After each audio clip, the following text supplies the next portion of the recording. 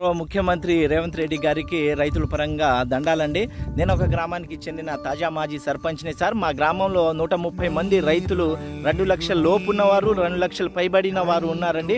అందులో కేవలం 30 మందికి మాత్రమే రుణమాఫీ వచ్చింది సార్. 100 మంది 1000 కళ్ళతో ఎదురు చూస్తున్నారు సార్. రుణాలు ఎప్పుడు వస్తాయి, మాకు కూడా 2 లక్షల రుణమాఫీ రావాలని సార్.